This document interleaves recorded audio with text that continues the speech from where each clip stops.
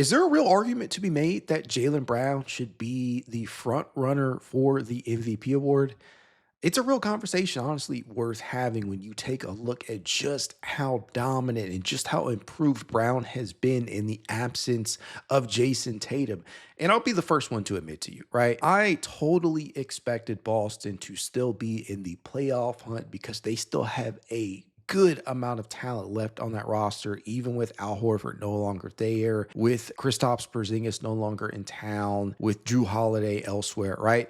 I honestly believed that they would be a playoff team, but I didn't think they would be a real bona fide contender in the Eastern Conference. And maybe that speaks to the East in general. But Boston, they're looking like a real challenging opponent for a lot of different teams out there. And at the heart of it all has been Jaylen Brown, who's played at a top three level, in my opinion, this year. It is Nikola Jokic, who, despite the injury, right, have been playing probably the best of anybody in the league. There is Shai Gilgeous-Alexander, the reigning league MVP, who has been extremely dominant for OKC, although the team as a whole hasn't necessarily been as dominant as they were last year, especially as of late. But SGA maintains that superstar level, that MVP level of play. And then there is Jaylen Brown, who has been phenomenal for this Boston Celtics team. Through 34 appearances this season, Brown is averaging 29.7 points, 6.4 rebounds, and 4.9 assists, shooting 50.1% from the field, including 37.2% from three-point distance. Not to mention, he's pretty solid at the charity stripe as well, 77.1% there. He just looked like this two-way, well-rounded piece out there, this superstar of sorts for the Boston Celtics. And obviously, he's not playing in the shadow of Tatum. And that brings together, to mind a larger question on whether or not Brown could actually be the centerpiece of a contending team. And I think this season might be answering that question directly, with Tatum probably likely to miss the entirety of the year after suffering the injury that he did. But Brown has kept this Celtics team afloat. Quite honestly, he has been the biggest reason where they are right now in the East. As we speak, they sit at third in the Eastern Conference at 23-13 and winners of 8 out of their last 10, with numerous explosive performances from Brown during that stretch, including a 50-plus point explosion against the Los Angeles Clippers and Kawhi Leonard and company. And I think the playmaking leap that he has made this year, that is definitely something that should be talked up more than it actually is. And the impact that he can have on the defensive side of the ball, he's just looked so freaking dominant.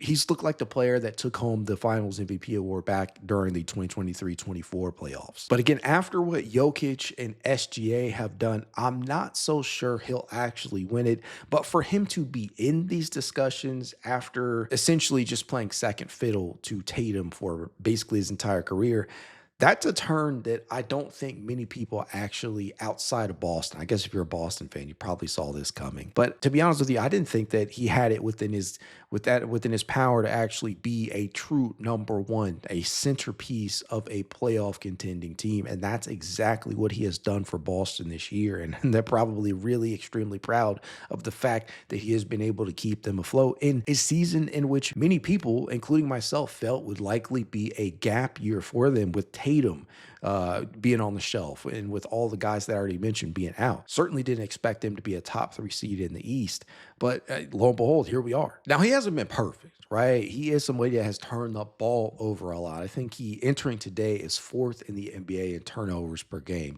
which is not some place you want to be at. But due to the fact that he has the ball in his hands so damn much, you kind of expect that to come with the territory. And again, he has to keep this up for the remainder of the season, and not just a small stretch of it or for half of it, pre-All-Star break type stuff. If he is able to continue this high level of play most of the season, post All-Star break, we could very well be looking at an MVP finalist. And I don't think that is something that most people envision being the case entering the year. So that kudos to Jaylen Brown for being able to step up to the plate and deliver a performance this season that has kept this team in the playoff hunt. And I don't know, if things go right in the postseason, things can get really, really interesting for the future of that franchise, even more so than it was during the 2025-26 offseason period. And I will be right there looking to see who could potentially become available off of that roster, as I think they entered this season potentially ready to shop players like Anthony Simons, right? I expected more out of him this year, especially the offensive talent that he has. But I don't know, man. Maybe the way that this season is going for them could change and shift some of the mentality there and how they approach who is on their roster right now and how to move some of that salary. Who knows? Brown has just been phenomenal this year, man. I can't, just objectively speaking, I'm not a Boston fan by any stretch of the imagination, but you have to appreciate from a pure basketball standpoint. If you're just a fan of fucking basketball, you have to appreciate what Jaylen Brown has been able to do in the absence of Jason Tatum. And honestly, what this makes me think about when we see this type of shit happen, the biggest thing that it makes me think about is, okay, number twos on championship level contenders or number twos on really, really high level teams. If that number one option were to, let's say, suffer an injury or they were, they're retired, just some extenuating circumstance that left them on the shelf or out of the organization for 1 year, what that could do for that number two guy. Would we see that number two guy morph into a true number one? Things of that nature. Now, I think we've seen that happen over the course of NBA history. There are countless examples of guys that are in that number two role playing the Robin, and eventually they get the opportunity to finally play Batman. And it goes either one of two ways, right? They either step up to the plate and they're able to keep a team afloat, or they exceed expectations, or they perform like the Robin that we have become accustomed to seeing them be over that stretch of time. And Brown, I think the question marks were going both ways, because after winning finals MVP in the series against the Dallas Mavericks back during the 2023-24 finals, I think a lot of question marks were being applied. Like, is Jaylen Brown the actual, like, is he the straw that stirs the drink? Is he the better player in terms of Brown and Tatum? Is he the better option to lead the franchise? And I think some people out there were putting that question out there. But I think this season, and this season in particular, should show people a brand new, especially if you're a Boston fan, you should have a brand new appreciation for what Jaylen Brown brings to the table.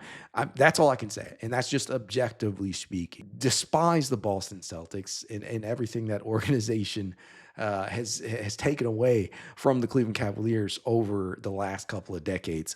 But objectively speaking, you have to admit to yourself, watching them be where they are right now without their best player in Tatum, that's a big deal. And I think that deserves to be celebrated, whether or not Jaylen Brown actually ends up winning the MVP award or not. We certainly know he'll be playing this way. He could potentially be a finalist, and we also know that he'll be all NBA first team. But man, it just goes to show how good some teams have it. I can't necessarily say that we would see the same type of thing if Donovan Mitchell went down and Darius Garland was put in that position. Now, we have seen Darius function as a number one, but carrying a team to a top three seed in your respective conference while doing it all and putting up MVP caliber numbers and impact, I'm just not so sure that would be the case for most teams. Not sorry to pick on the Cavs in particular, but I'm just being 100. I'm calling a spade a spade.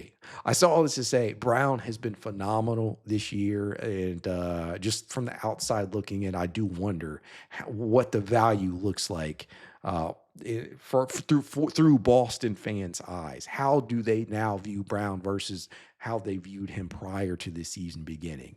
Are the expectations with what they've been able to do this year? Is it finals? Do they really feel like they have a chance to compete for an NBA championship this year? Because certainly entering the season, I think even Boston fans probably be the first people to tell you that probably was not something that was part of their general outlook on the upcoming 2025-26 season. Lo and behold, we're almost halfway through, and they're a top three seeded team in the East. And stuff like that can quickly change how you view what could potentially happen in season. Does it lead them to make a trade? Does it lead them to make the XYZ type of decision in regards to some of the future assets? I don't know. It'll be interesting to follow. But one thing's for certain, Brown has been an MVP caliber talent this year.